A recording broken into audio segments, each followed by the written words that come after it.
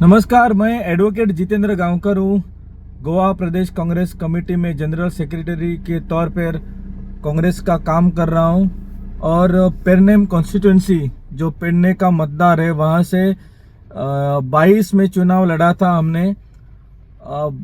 ये बात है कि यहाँ पे हमारे पेरनेम कॉन्स्टिट्यूंसी में मोपा एयरपोर्ट, जिसे मनोहर इंटरनेशनल एयरपोर्ट का नाम देकर पूरे देश में और वर्ल्ड में ये अभी नामांकित है और फ्लाइट यहाँ पे आ रहे हैं, काफ़ी कस्टमर आ रहे हैं। अच्छी बात है, सरकार ने तरक्की के तौर पे ये एयरपोर्ट यहाँ पे बना के अच्छा काम किया है।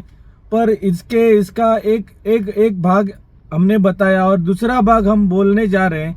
वो क्या है कि यहाँ के जो स्थानिक हैं उनको उधर नौकरी के लिए संघर्ष करना पड़ता है। अभी हाल ही में देखो कि अभी क्या हुआ कि CLR एक कंपनी है, वहाँ का मोपा एयरपोर्ट जो मनोहर इंटरनेशनल एयरपोर्ट का पूरा मेंटेनेंस का काम कर रही है, अच्छा काम कर रही है। हालांकि ये कंपनी काफ़ी इंटरनेशनल एयरपोर्ट या डोमेस्टिक एयरपोर्ट जितने भी देश में है वहाँ पे भी ये कंपनी काम कर रही है। पर दिक्कत ये हुई कि जो गोवा का मैनेजमेंट स्टाफ है ये CLR कंपनी का, 1.5 साल पहले एक इशू हुआ था कि 1.5 साल पहले सभी जो कर्मचारी है CLR कंपनी के, उन्होंने स्ट्राइक पुकारा था और जो उनके डिमांड थे कि क्लैरिटी, किसी भी कंपनी की पॉलिसी में क्लैरिटी नहीं है, शिफ्ट में पॉलिसी नहीं है, जो स्टाफ को रिक्रूट किया है वो उसको काम न दे के उस दूसरा काम करने के लिए मजबूर कर रहे हैं। वो काफ़ी चीज़ें थी, इसके लिए क्लैरिटी ना होने के बावजूद उन्होंने स्ट्राइक किया था और हमने कांग्रेस की तरफ से उनको सहकार्य किया था, सपोर्ट किया था। और जो उनके पुणे ब्रांच के हेड ऑफिस के ब्रांच से कुछ अधिकारी आके हमसे वार्तालाप करके वो जो इशू था हमने वहाँ पे समंजस बातचीत करके सॉर्ट आउट किया था।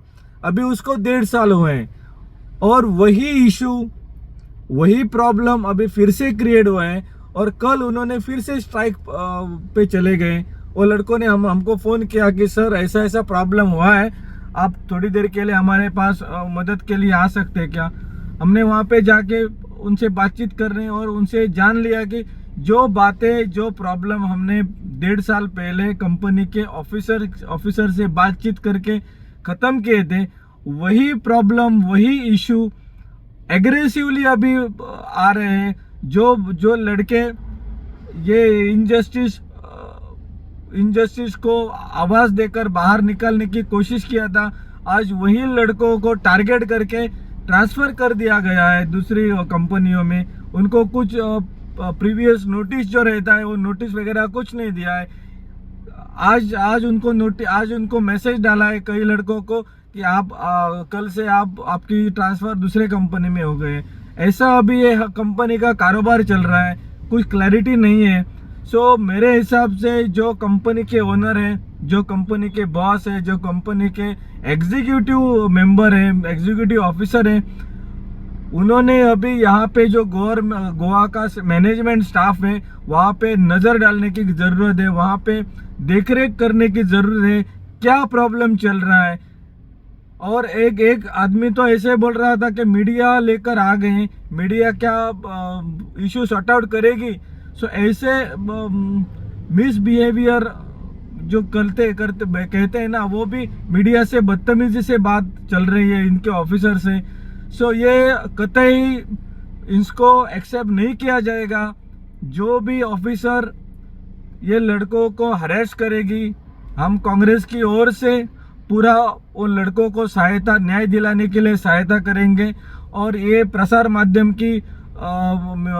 से हम जो CLR के कंपनी के बॉस है उनको भी बताना चाहते हैं कि ये जो गोवा में मैनेजमेंट चल रहा है मोपा एयरपोर्ट पे, ये जो मैनेजमेंट स्टाफ है ठीक नहीं है, बुरा बर्ताव चल रहा है एम्प्लॉय के साथ और इसीलिए ये कंपनी को भी नुकसान हो सकता है। सो मेरी रिक्वेस्ट है सभी कंपनी की चीफ एग्जीक्यूटिव, जो जनरल बॉडी मीटिंग है, उनके मैनेजमेंट डायरेक्टर हैं, उन सभी से कि कृपया इस विषय को गंभीरता से लें और ये इशू जो है वो जल्दी जल्द सॉर्ट आउट करने की कोशिश करें। हम कांग्रेस होते हुए भी हम एक यहाँ के लोकल एक रहीवासी हैं, हम पूरी कोशिश करेंगे कि ये जो प्रॉब्लम है ये प्रॉब्लम बातचीत से ख़त्म हो।